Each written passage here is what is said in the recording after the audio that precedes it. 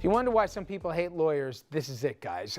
Just this week, we have seen a New Jersey woman suing United Airlines for $5 million because her in-flight video didn't work. A guy in California suing Miller Coors because he says calling Blue Moon a craft beer would be wrong. He says it's crafty marketing because that beer is not really a craft beer. He needs to get a life.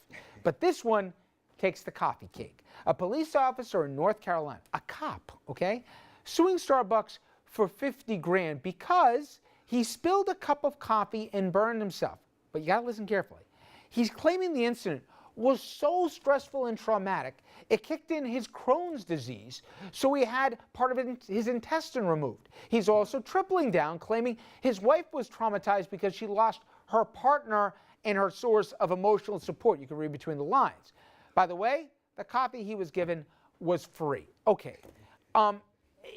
This is why, and from your end, the phonies in Washington talk about tort reform and everything else. It's doublespeak. They're really trying to go after something else and look for the corporations, okay, in most cases. But they'll point to this as Exhibit A, right? Why isn't there, and just as a rule of law, that if you bring this case, if you lose, you're gonna have to pay the legal damages and the court costs for the other side. It's just fact.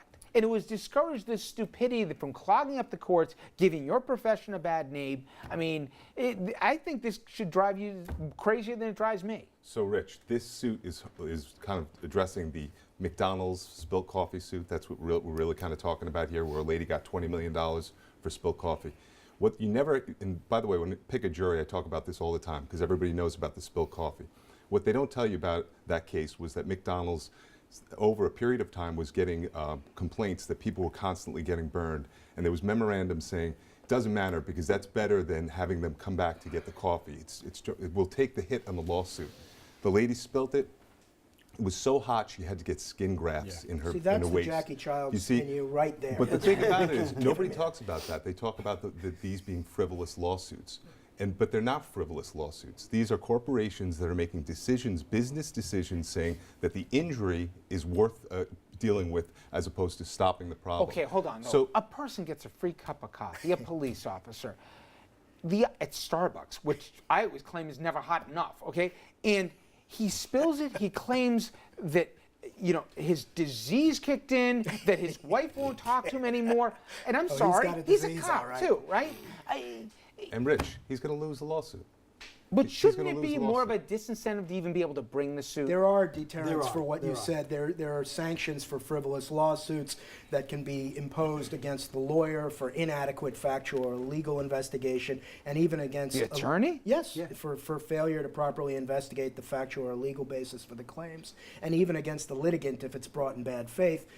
The standards are very, very high to impose that kind of liability, and understandably so, because there would be First Amendment problems with access to the courts. On a broader picture, doesn't these kind of cases, which always get in the news, don't they hurt more than they help you guys? You know why they get in the news? Because corporations, Chamber of Commerce, they're putting these... It's also a good story. It's a good story. Well, listen. If you want the lawsuits, if you want to hear the lawsuits where people are getting their limbs ripped off, when there's babies where their brains don't work, if you want to hear those lawsuits, we can talk about them also. But we don't talk about them because these are fun. These are fun lawsuits to talk about. Spinning it into gold. Well, you got to wonder, and to Doug's point, it is a business decision. They have an actuary who decides that, yes, we know there's a reason why normally they won't let your water in your home be over 130 degrees. Okay, so there's a reason. And I don't know that Starbucks, just so we're clear before Mr. Schultz comes after me, we don't know that there was any internal memos or anything saying that free coffee could cause livers to get extracted. But we do know that in cases where there are memos, where they know that the Ford Crown Victoria is going to burst into flames if it's hitting the passenger side, at a certain, and you still put state troopers in that vehicle and let the car explode. Less donuts, less coffee, more service and protection. Doug likes getting his hands on those memos. All right.